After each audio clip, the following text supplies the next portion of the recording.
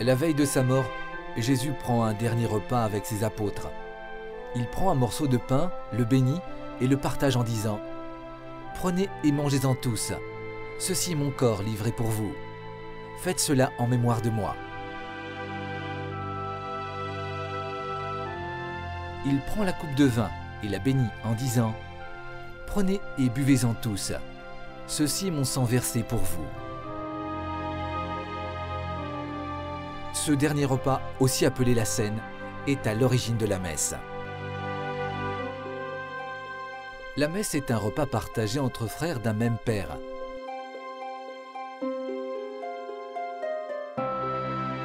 Les chrétiens vont à la messe pour répondre à l'invitation de Dieu, pour prier ensemble, pour écouter la parole du Christ et le recevoir dans l'Eucharistie. La messe, c'est le repas du Seigneur, au cours duquel Jésus renouvelle le don de sa vie pour les hommes. À la messe, 4 temps se succèdent. Le premier est le temps de l'accueil. Les chrétiens se rassemblent à l'église et le prêtre les accueille. Ensemble, ils font le signe de croix et demandent pardon pour leurs péchés. Le deuxième temps correspond à la lecture de la parole de Dieu. Ces lectures changent tous les dimanches.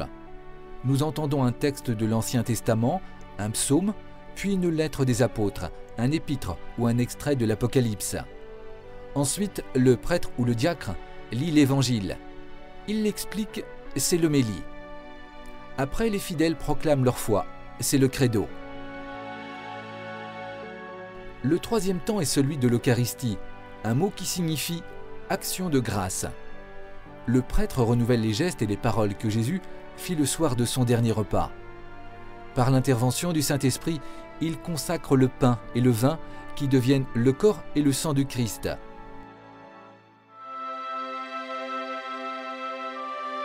Jésus ressuscité est réellement présent et vivant dans ce pain et ce vin consacrés.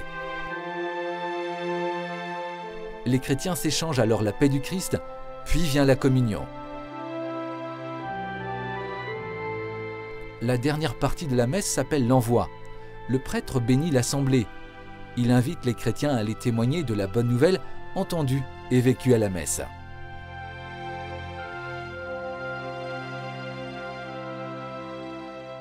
À la messe, Jésus se donne lui-même en nourriture. Si depuis 2000 ans, on célèbre ce mystère de la même façon chaque dimanche, même si la liturgie change selon les périodes de l'année, c'est parce que les gestes et les paroles que l'on fait à la messe sont vitaux, comme manger ou dormir.